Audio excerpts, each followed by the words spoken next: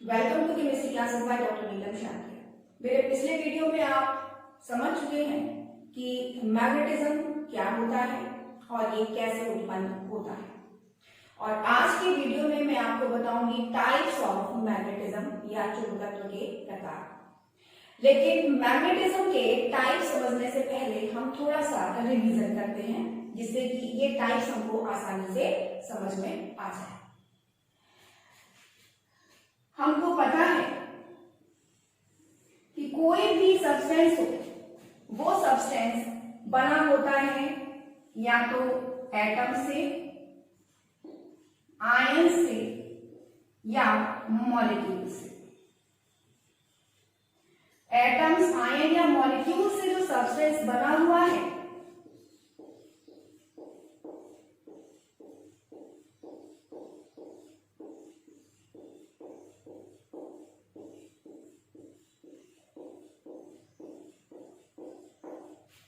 उसमें है इलेक्ट्रॉन्स, और इलेक्ट्रॉन्स में मोशन या गति होने के कारण वो उत्पन्न करते हैं मैग्नेटिक मोमेंट। तो हम ये कहेंगे कि इलेक्ट्रॉन्स का मैग्नेटिक मोमेंट होने के कारण इसके अंदर जितने भी एटम्स, आयंस या मॉलिक्यूल्स हैं उनके भी अपने अपने निश्चित मैग्नेटिक मोमेंट्स होते हैं। और ये जो मैग्नेटिक मोमेंट्स हैं, इन्हीं के कारण ये एटम्स टिनी मैग्नेट या छोटे छोटे चुंबक के समान व्यवहार करते हैं। जब ऐसे सब्सटेंसेस पर कोई भी मैग्नेटिक फील्ड अप्लाई नहीं किया गया है, तब ये एटम्स, आयंस या मॉलिक्यूल्स रैंडमली अरेंज होते हैं, अव्यवस्थित होते हैं। और रैंडमली अरेंज होने के कारण जो इनके मैग्नेटिक मूवमेंट है उनका भी कोई अलाइनमेंट नहीं होता। जैसे कि किसी एटम या आयन का मैग्नेटिक मूवमेंट का डायरेक्शन इधर है, तो दूसरे के मैग्नेटिक मूवमेंट का डायरेक्शन इधर हो सकता है। किसी का इधर है तो इधर हो सकता है, इस साइड में है या इस साइड में है, यानी कि किसी भी डायरेक्शन में इन एटम्स के मैग्नेटिक मूवमेंट्स होते हैं।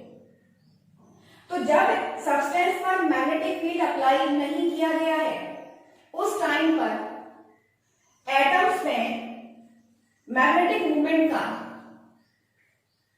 कोई निश्चित अरेंजमेंट नहीं है, वो अव्यवस्थित हैं। उस कंडीशन में क्या होगा, ये मैग्नेटिक मूवमेंट एक दूसरे को कैंसिल कर देते हैं। कैसे? ये अगर देखा जाए मैग्नेटिक मूवमेंट, तो इसका डायरेक्शन इधर है, तो इसके ऑपोजिट डायरेक्शन में इस एटम का मैग्नेटिक मूवमेंट है, तो ये एक दूसरे को कैंसिल कर देंगे। इस एटम के मैग्नेटिक मूवमेंट के ऑपोजिट डायरेक्शन में इस एटम का है, तो ये एक दूसरे को कैंसिल कर देंगे। इसी तरह से इस एटम का मैग्नेटिक मूवमेंट इस डायरेक्शन में है, तो इसका इस डायरेक्शन में है, ये एक दूसरे को कैंसिल कर देंगे।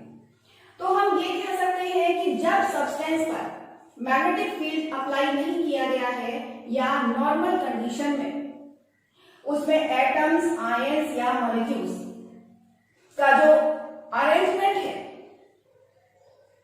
वो रैंडम है, जिसके कारण उनके मैग्नेटिक मूवमेंट का कोई निश्चित डायरेक्शन नहीं होता, यानी कि उन सभी एटम्स के मैग्नेटिक मूवमेंट एक दूसरे को कैंसिल कर देते हैं, जिसके कारण सब्सटेंस का रिजल्टेंट मैग्नेटिक मूवमेंट जीरो हो जाता है।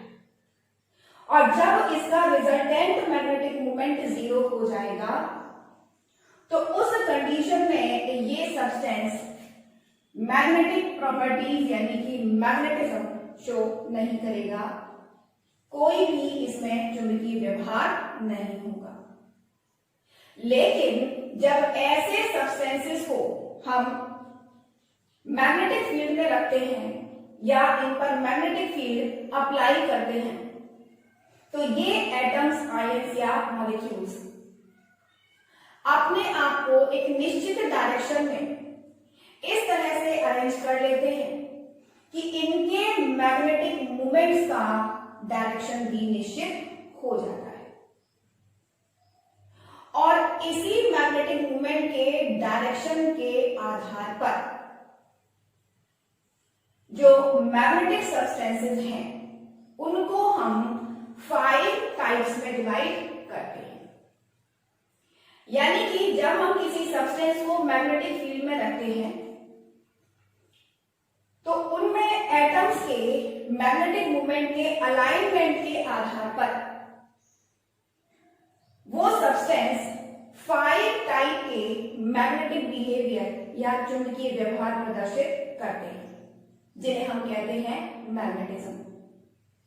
ये 5 टाइप्स के मैग्नेटिज्म या मैग्नेटिक बिहेवियर कौन कौन से हैं समझिएगा। नंबर 1 डायमैग्नेटिज्म या प्रतिचुंबकत्व, पैरामैग्नेटिज्म अनुचुंबकत्व, फेरोमैग्नेटिज्म लौह चुंबकत्व, एंटी फेरोमैग्नेटिज्म प्रतिलौह चुंबकत्व, फेरीमैग्नेटिज्म फेरी चुंबकत्व। अब इनको हम एक एक करके समझते हैं। तो सबसे पहले हम बात करते हैं डायमैग्नेटिज्म की। ऐसे सब्सटेंसेस जिनको मैग्नेटिक फील्ड में रखने पर वो मैग्नेटिक फील्ड से प्रतिकर्षित होते हैं या रिपेल होते हैं कहलाते हैं डायमैग्नेटिक सब्सटेंसेस।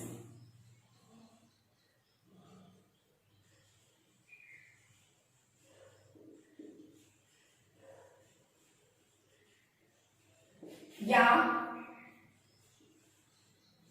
प्रतिचुंबकीय पदार्थ।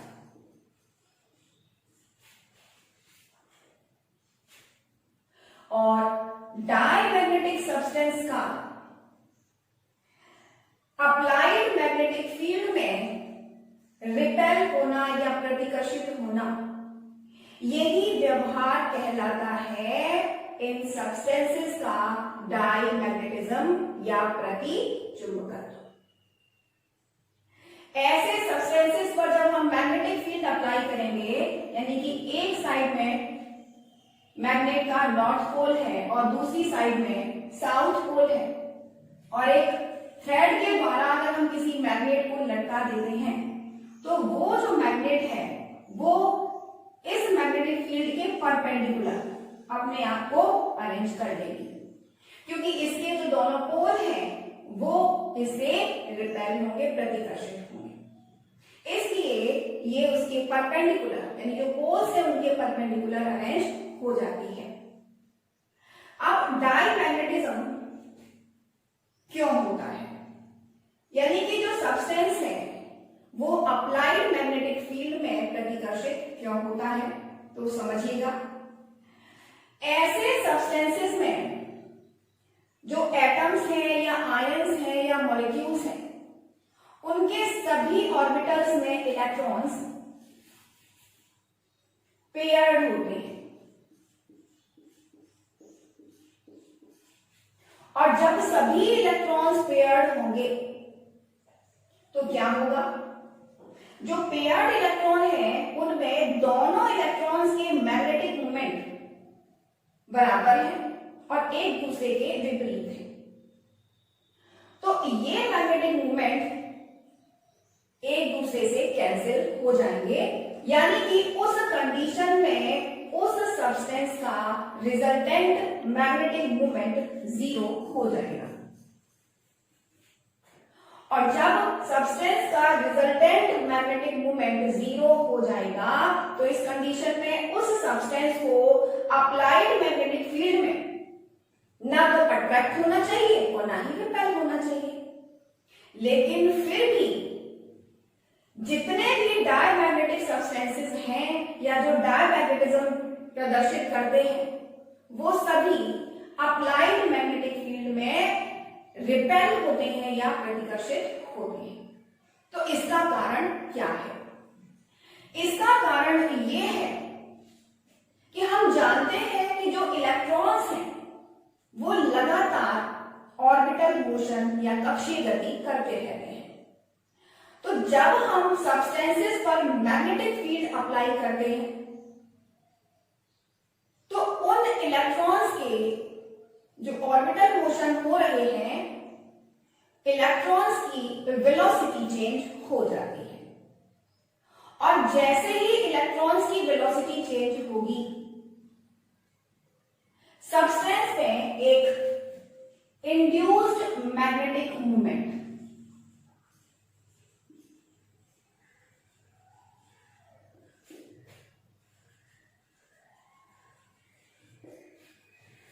उत्पन्न हो जाता है। यानी कि इलेक्ट्रॉन्स की वेलोसिटी में चेंज होने से उत्पन्न होता है इंड्यूस्ड मैग्नेटिक मूवमेंट, जिसे हिंदी में कहते हैं प्रेरित चुंबकीय आघूर्ण।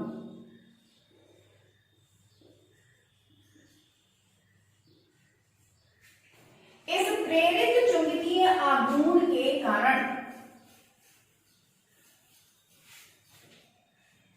जो डायमैग्नेटिक सब्सटेंसेस हैं वो अप्लाइड मैग्नेटिक फील्ड में प्रतिकर्षित होते हैं, क्योंकि जो इंड्यूस्ड मैग्नेटिक मूवमेंट है वो अप्लाइड मैग्नेटिक फील्ड के ऑपोजिट या विपरीत दिशा में वर्क करता है। तो जब induced magnetic movement applied magnetic field के विपरीत दिशा में कार्य करेगा तो सब्सटेंस अप्लाइड मैग्नेटिक फील्ड में प्रतिकर्षित होगा। और यही कारण है कि सभी डायमैग्नेटिक सब्सटेंसेस लगाए गए चुंबकीय क्षेत्र में प्रतिकर्षित होते हैं या रिपेल होते हैं।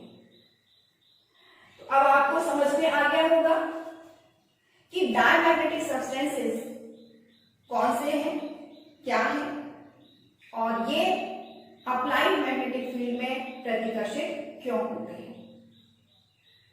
अब इसके एग्जांपल्स समझिएगा।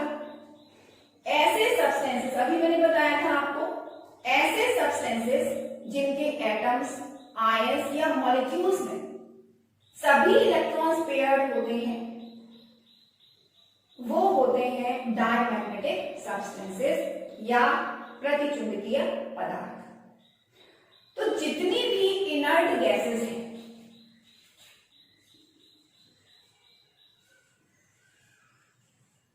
इनर्ट गैसेस या अक्रिय गैसेस, उन सभी के सभी ऑर्बिट्स कंप्लीट होते हैं, सभी कोश पूर्ण होते हैं।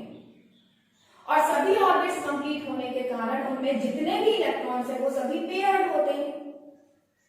तो इलेक्ट्रॉन्स पेयर्ड होने के कारण सभी इनर्ट गैसेस डायमैग्नेटिज्म प्रदर्शित करती है। इसी तरह से second B group, periodic table का जो सेकेंड बी ग्रुप है उसके एलिमेंट्स जिंक, कैडमियम और मरकरी, इनके भी सभी इलेक्ट्रॉन्स पेयर्ड होते हैं। और जब इलेक्ट्रॉन सभी पेयर्ड होंगे तो ये भी डायमैग्नेटिज्म प्रदर्शित करते हैं। आयंस भी होते हैं, जैसे आयंस में हमने लिया सोडियम आयन। सोडियम आयन में अगर कॉन्फ़िगरेशन देखा जाए तो 2-8 होगा, क्योंकि सोडियम एटम में 11 इलेक्ट्रॉन्स होते हैं और आयन बनता है 1 इलेक्ट्रॉन के रिमूवल से। तो 2-8 कॉन्फ़िगरेशन होगा, यानी कि इस कॉन्फ़िगरेशन में सभी इलेक्ट्रॉन्स पेयर्ड हैं, यूनिट। तो यहां पर जो सोडियम आयन है तो वो भी डायमैग्नेटिज्म या प्रतिचुंबकत्व प्रदर्शित करता है। तो अब आपको डायमैग्नेटिज्म क्लियर हो गया होगा। अब हम बात करते हैं पैरामैग्नेटिज्म या अनुचुंबकत्व की।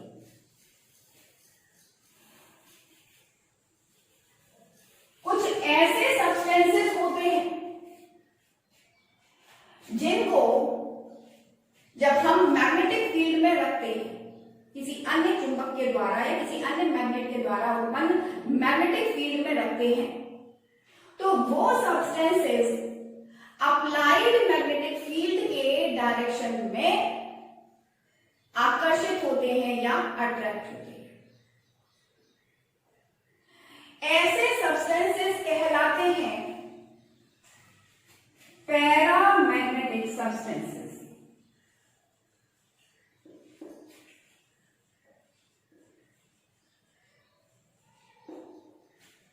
या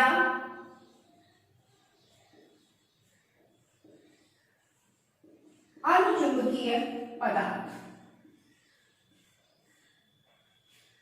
और इन सब्सटेंसेस का अप्लाइड मैग्नेटिक फील्ड में आकर्षित होने का गुण कहलाता है पैरामैग्नेटिज्म या अनुचुंबकत्व। अब ये पैरामैग्नेटिज्म क्यों होता है या ये सब्सटेंसेस अप्लाइड मैग्नेटिक फील्ड में अट्रैक्ट क्यों होते हैं, तो समझिएगा। जो पैरामैग्नेटिक सब्सटेंसेस में जितने भी एटम्स, आयंस या मॉलिक्यूल्स होते हैं उन सभी में अनपेयर्ड इलेक्ट्रॉन्स या अयुग्मित इलेक्ट्रॉन्स होते हैं। ये अनपेयर्ड या अयुग्मित इलेक्ट्रॉन्स वाले एटम्स नॉर्मल कंडीशन में रैंडमली अरेंज होते हैं, यानी अव्यवस्थित होते हैं। और इस अवस्था में इन एटम्स के जो भी मैग्नेटिक मूवमेंट्स हैं वो एक दूसरे को कैंसिल कर देते हैं। ये हम आपको पहले समझा चुके हैं कि ये मैग्नेटिक मूवमेंट्स कैसे कैंसिल होते हैं। तो जब पैरामैग्नेटिक सब्सटेंसेस पर कोई भी मैग्नेटिक फील्ड अप्लाई नहीं किया गया है तो उस कंडीशन में एटम्स, आयंस या मॉलिक्यूल्स का रैंडम अरेंजमेंट होने के कारण उस सब्सटेंस का रिजल्टेंट मैग्नेटिक मूवमेंट या परिणामी चुंबकीय आघूर्ण जीरो होगा, यानी उस कंडीशन में उसमें कोई मैग्नेटिज्म नहीं होगा। लेकिन जब ऐसे सब्सटेंसेस पर मैग्नेटिक फील्ड अप्लाई किया जाता है तब जितने भी एटम्स, आयंस या मॉलिक्यूल्स हैं वो अपने आप को इस प्रकार से अरेंज करते हैं कि उन सभी के मैग्नेटिक मूवमेंट का जो डायरेक्शन है वो वही हो जाता है जो अप्लाइड मैग्नेटिक फील्ड का होता है। तो अप्लाइड मैग्नेटिक फील्ड के डायरेक्शन में सभी एटम्स, आयंस या मॉलिक्यूल्स का मैग्नेटिक मूवमेंट अलाइन हो जाने के कारण या संरेखित हो जाने के कारण ये सभी सब्सटेंसेस अप्लाइड मैग्नेटिक फील्ड के डायरेक्शन में अट्रैक्ट होने लगते हैं, क्योंकि उस कंडीशन में इस सब्सटेंस का भी अपना एक स्टेबल मैग्नेटिक मूवमेंट हो जाता है और उस मैग्नेटिक मूवमेंट का डायरेक्शन वही होता है जो अप्लाइड मैग्नेटिक फील्ड का है। तो इस तरह से paramagnetic substances applied magnetic field में अट्रैक्ट होने लगते हैं और पैरामैग्नेटिज्म शो करने लगते हैं। अब जो पैरामैग्नेटिक सब्सटेंसेस हैं वो कौन से होंगे? अभी मैंने आपको बताया कि इनके एटम्स, आयंस या मॉलिक्यूल्स में अनपेयर्ड इलेक्ट्रॉन्स होते हैं। तो जितने भी ट्रांजिशन एलिमेंट्स हैं, सेकंड बी ग्रुप के एलिमेंट्स को छोड़कर जितने भी ट्रांजिशन एलिमेंट्स हैं जनरली उन सभी में अनपेयर्ड इलेक्ट्रॉन्स होते हैं और अनपेयर्ड इलेक्ट्रॉन्स होने के कारण वो सभी पैरामैग्नेटिक बिहेवियर या पैरामैग्नेटिज्म प्रदर्शित करते हैं। इसके अलावा O2 मॉलिक्यूल है। O2 मॉलिक्यूल में भी 2 अनपेयर्ड इलेक्ट्रॉन्स होते हैं और 2 अनपेयर्ड इलेक्ट्रॉन्स होने के कारण ये भी पैरामैग्नेटिज्म प्रदर्शित करता है। तो इस तरह से अब आपको समझ में आ गया होगा कि पैरामैग्नेटिज्म क्या है। अब हम बात करते हैं फेरोमैग्नेटिज्म की। तो फेरोमैग्नेटिज्म प्रदर्शित करते हैं फेरोमैग्नेटिक सब्सटेंसेस या लौह चुंबकीय पदार्थ। अब समझिएगा लौह चुंबकीय पदार्थ कौन से हैं। ऐसे सब्सटेंसेस जिन पर मैग्नेटिक फील्ड अप्लाई करने पर ये पैरामैग्नेटिक सब्सटेंसेस से बहुत ज्यादा अप्लाइड मैग्नेटिक फील्ड के डायरेक्शन में अट्रैक्ट होते हैं, आकर्षित होते हैं, यानी तीव्रता से ये आकर्षित होंगे। ऐसे सब्सटेंसेस कहलाते हैं फेरोमैग्नेटिक सब्सटेंसेस और हिंदी में क्या कहेंगे इनको, लौह चुंबकीय पदार्थ।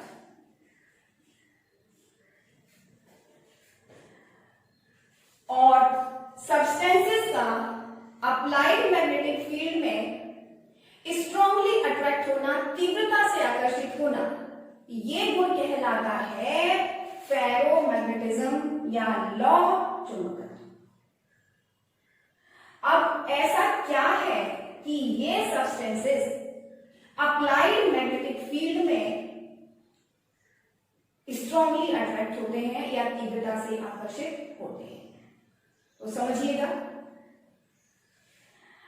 जो फेरोमैग्नेटिक सब्सटेंसेस हैं, ऐसे सब्सटेंसेस में पैरामैग्नेटिक एटम्स, आयंस या मॉलिक्यूल्स होते हैं, यानी कि इनमें भी अनपेयर्ड इलेक्ट्रॉन्स होते हैं। लेकिन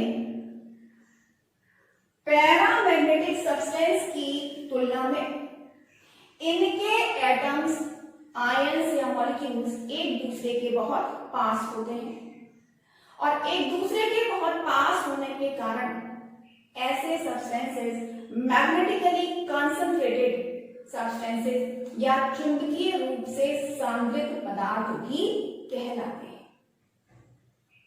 तो एटम्स, आयंस या मॉलिक्यूल्स के बहुत अधिक पास होने के कारण इन पैरामैग्नेटिक एटम्स, आयंस या मॉलिक्यूल्स के डाइपोल मोमेंट्स के बीच इंटरेक्शन या अंतःक्रिया होने लगती है और इस इंटरेक्शन के कारण इनके अंदर कुछ प्रभावी क्षेत्र या इफेक्टिव फील्ड्स बन जाती हैं।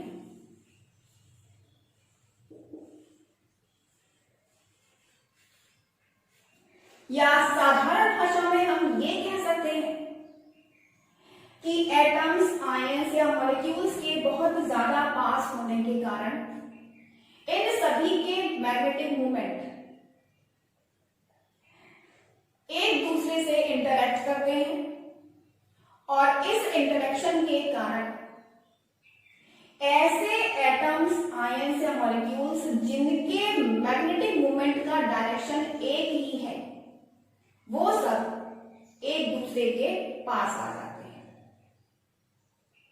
तो जितने एटम्स, आयंस या मॉलिक्यूल्स जिनके मैग्नेटिक मूवमेंट का डायरेक्शन एक है, वो इफेक्टिव फील्ड कहलाता है डोमेन। इसे हिंदी में भी डोमेन कहते हैं और इंग्लिश में भी डोमेन कहते हैं। तो इस तरह से सब्सटेंस के अंदर डोमेन्स बन जाते हैं। जैसे हमने माना कि ये सब्सटेंस है, इसके अंदर इतने एटम्स का मैग्नेटिक मूवमेंट का डायरेक्शन एक है, मान लिया ये हो गया।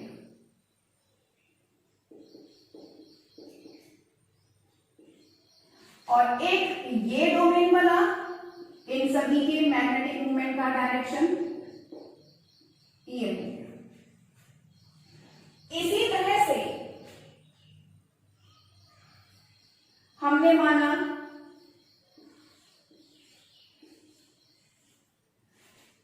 ये डोमेन बना जिसमें सभी एटम्स का मैग्नेटिक मूवमेंट का डायरेक्शन ये है, और इसमें जो है उनका डायरेक्शन ये है। तो इस तरह से फेरोमैग्नेटिक सब्सटेंस के अंदर एटम्स, आयंस या मॉलिक्यूल्स के ये डोमेन्स बन जाते हैं, और एक डोमेन में लगभग 10 टू द पावर 17 से 10 टू द पावर 21 एटम्स या आयंस हो सकती है। और इन डोमेन्स में जैसा मैं बता चुकी हूं, सभी एटम्स, आयंस या मॉलिक्यूल्स के मैग्नेटिक मूवमेंट का डायरेक्शन एक ही होता है। तो ये डोमेन्स भी अपने आप में एक मैग्नेट के समान बिहेव करते हैं, यानी सभी डोमेन जो हैं वो मैग्नेट के समान व्यवहार कर रहे हैं, और इन सभी का अपना अपना एक मैग्नेटिक मूवमेंट है जिसका डायरेक्शन निश्चित है। जब ऐसे सब्सटेंसेस पर कोई मैग्नेटिक फील्ड अप्लाई नहीं किया जा रहा है, तो उस कंडीशन में इन डोमेन्स के मैग्नेटिक मूवमेंट का कोई अलाइनमेंट निश्चित नहीं होता, यानी कि ये डोमेन्स रैंडमली अरेंज होते हैं, अव्यवस्थित होते हैं। तो अव्यवस्थित होने के कारण एक डोमेन का मैग्नेटिक मूवमेंट दूसरे डोमेन के मैग्नेटिक मूवमेंट के द्वारा कैंसिल हो जाता है। जैसे कि ये डोमेन जस्ट इसके ऑपोजिट है मैग्नेटिक मूवमेंट के डायरेक्शन में, तो ये एक दूसरे के मैग्नेटिक मूवमेंट को कैंसिल कर देंगे, और ये दोनों एक दूसरे के मैग्नेटिक मूवमेंट को कैंसिल कर देंगे। तो इस तरह से सब्सटेंस का रिजल्टेंट मैग्नेटिक मूवमेंट या परिणामी चुंबकीय आघूर्ण 0 या 0 हो जाता है, और इस कंडीशन में सब्सटेंस कोई मैग्नेटिक प्रॉपर्टी शो नहीं करता। लेकिन जब ऐसे सब्सटेंसेस पर मैग्नेटिक फील्ड अप्लाई किया जाता है, तो उस कंडीशन में जितने भी डोमेन्स हैं उन सभी के मैग्नेटिक मूवमेंट का अलाइनमेंट अप्लाइड मैग्नेटिक फील्ड के डायरेक्शन में हो जाता है। यानी इसमें हमने जो 4 पार्ट लिए हैं, ये एटम्स ने मान लिया अप्लाइड मैग्नेटिक फील्ड का डायरेक्शन ये है नीचे से ऊपर, तो इसमें जितने भी डोमेन्स हैं, जितने भी एटम्स हैं इस डोमेन में, उनका भी मैग्नेटिक मूवमेंट का डायरेक्शन यही होगा, इस डोमेन का भी यही होगा, इसका भी यही हो जाएगा, और इस वाले डोमेन का मैग्नेटिक मूवमेंट का डायरेक्शन भी यही हो जाएगा।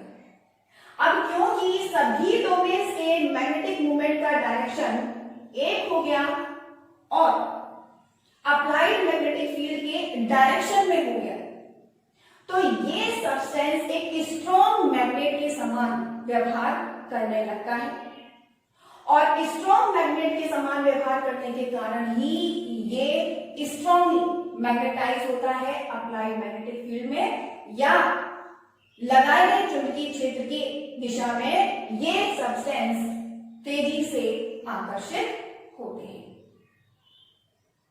तो अब आपको समझ में आ गया होगा कि ferromagnetic substances applied magnetic field में तेजी से आकर्षित क्यों होते हैं।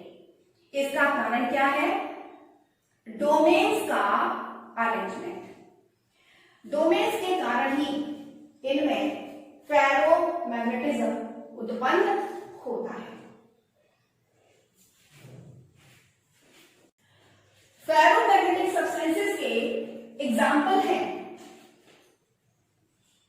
Iron, cobalt, nickel, chromium oxide. ये फेरोमैग्नेटिक सब्सटेंसेस के एग्जाम्पल। फेरोमैग्नेटिक सब्सटेंसेस की खासियत है कि जब तक इन पर मैग्नेटिक फील्ड अप्लाई नहीं किया गया तब तक इनमें कोई मैग्नेटिक प्रॉपर्टी नहीं होती, लेकिन मैग्नेटिक फील्ड अप्लाई करके हटाने के बाद भी ये सभी सब्सटेंस मैग्नेट के समान बिहेव करते रहते हैं, यानी कि ये सब्सटेंस स्टेबल मैग्नेट बन जाते हैं। अब हम बात करते हैं एंटी फेरोमैग्नेटिज्म की और anti ferromagnetic substances. Anti ferromagnetic substances को हम फेरोमैग्नेटिक सब्सटेंस के माध्यम से ही समझ सकते हैं। तो पहले तो हम ये समझते हैं कि एंटी फेरोमैग्नेटिक सब्सटेंसेस आखिर हैं क्या। जब एंटी फेरोमैग्नेटिक सब्सटेंसेस पर मैग्नेटिक फील्ड अप्लाई किया जाता है तो ये सब्सटेंसेस अप्लाइड मैग्नेटिक फील्ड में बहुत ही कम अट्रैक्ट होते हैं, यानी पैरामैग्नेटिक सब्सटेंसेस से भी कम अट्रैक्ट होते हैं। और इन सब्सटेंसेस का इतना कम अट्रैक्ट होना, ये बिहेवियर, ये व्यवहार कहलाता है एंटी फेरोमैग्नेटिज्म या प्रतिलोह चुंबकत्व। अब ये एंटी फेरोमैग्नेटिज्म हम समझ सकते हैं फेरोमैग्नेटिज्म के माध्यम से। जो एंटी फेरोमैग्नेटिक सब्सटेंसेस होते हैं उनमें भी फेरोमैग्नेटिक सब्सटेंस के समान ही डोमेन्स होते हैं। बिल्कुल उसी तरह से एटम्स के, आयंस या मॉलिक्यूल्स के डोमेन्स बन जाते हैं। और नॉर्मल कंडीशन में उन डोमेन्स के मैग्नेटिक मूवमेंट का कोई अलाइनमेंट नहीं होता, यानी वो डोमेन्स रैंडमली अरेंज्ड होते हैं, जिसके कारण उस सब्सटेंस का रिजल्टेंट मैग्नेटिक मूवमेंट जीरो होगा। लेकिन जब ऐसे सब्सटेंसेस को हम मैग्नेटिक फील्ड में रखते हैं या ऐसे सब्सटेंसेस पर मैग्नेटिक फील्ड अप्लाई करते हैं तो ये जो डोमेन्स हैं ये इस तरह से अरेंज हो जाते हैं कि जो मैग्नेटिक मूवमेंट्स हैं, आधे एटम्स, आयंस या मॉलिक्यूल्स के मैग्नेटिक मूवमेंट का डायरेक्शन यदि एक साइड में है तो जस्ट हाफ, आधे एटम्स या आयंस के मैग्नेटिक मूवमेंट का डायरेक्शन इसके ऑपोजिट होगा, विपरीत होगा। यानी कि हम कह सकते हैं कि अगर ये 4 डोमेन्स हैं तो इन चारों डोमेन्स में अगर इस डोमेन के मैग्नेटिक मूवमेंट का डायरेक्शन ऊपर है तो इनमें से किसी एक के मैग्नेटिक मूवमेंट का डायरेक्शन कैसा होगा, नीचे होगा। और अगर इसका मैग्नेटिक मूवमेंट का डायरेक्शन नीचे है तो इसका ऊपर होगा। यानी कि यहां पर दो डोमेन्स के मैग्नेटिक मूवमेंट का डायरेक्शन अपर साइड में है तो दो मैग्नेटिक मूवमेंट के डायरेक्शन नीचे। तो हम कहेंगे कि जो भी डोमेन्स हैं उनके मैग्नेटिक मूवमेंट एक दूसरे को कैंसिल कर देते हैं। और जब कैंसिल कर देते हैं तो हम कहेंगे कि रिजल्टेंट मैग्नेटिक मूवमेंट उस सब्सटेंस का जीरो हो जाता है। यानी पहले भी जीरो था और इस अरेंजमेंट में भी जीरो रहा, लेकिन फिर भी वो बहुत कम आकर्षित हो रहे हैं। तो इसका कारण ये है कि डोमेन्स बनने के बाद भी कुछ एटम्स या आयंस ऐसे रह जाते हैं जिनके अपने मैग्नेटिक मूवमेंट का डायरेक्शन होता है और ये डायरेक्शन अप्लाइड मैग्नेटिक फील्ड वाला ही होता है। तो इन्हीं कुछ एटम्स या आयंस के मैग्नेटिक मूवमेंट के कारण ये सब्सटेंसेस अप्लाइड मैग्नेटिक फील्ड के डायरेक्शन में बहुत थोड़ा सा अट्रैक्ट होते हैं, आकर्षित होते हैं। अब जो एंटी फेरो मैग्नेटिक सब्सटेंसेस हैं, इनके एग्जाम्पल क्या हो सकते हैं? तो इनके एग्जाम्पल हैं फेरिक आयन, गैडोलीनियम आयन और मैग्नीज ऑक्साइड MnO एक्सेट्रा। ये सभी एंटी फेरोमैग्नेटिक सब्सटेंसेस होते हैं। अब हम बात करते हैं फेरी मैग्नेटिज्म की। तो फेरी मैग्नेटिज्म क्या है समझिएगा। ऐसे सब्सटेंसेस जिन पर मैग्नेटिक फील्ड अप्लाई करने पर ये सब्सटेंसेस फेरोमैग्नेटिक सब्सटेंसेस से कम लेकिन एंटी फेरो सब्सटेंसेस से ज्यादा मैग्नेटिक फील्ड में अट्रैक्ट होते हैं, कहलाते हैं फेरी मैग्नेटिक सब्सटेंसेस।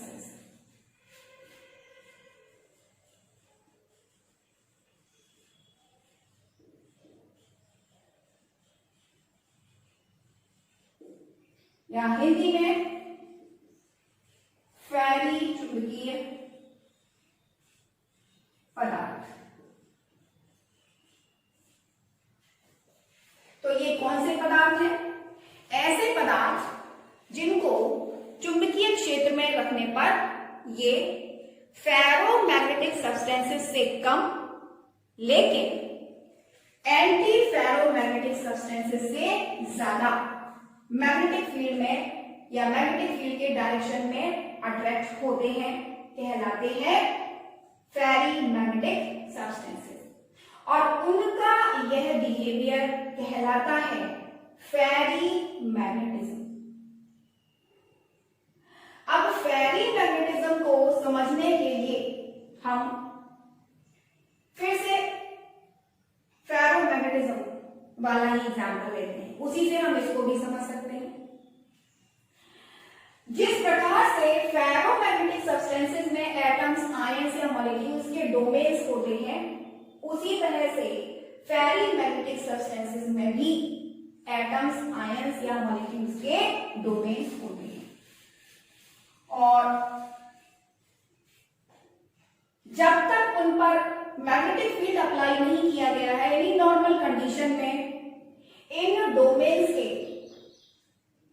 रैंडम अरेंजमेंट के कारण सब्सटेंस का रिजल्टेंट मैग्नेटिक मूवमेंट कैसा होगा?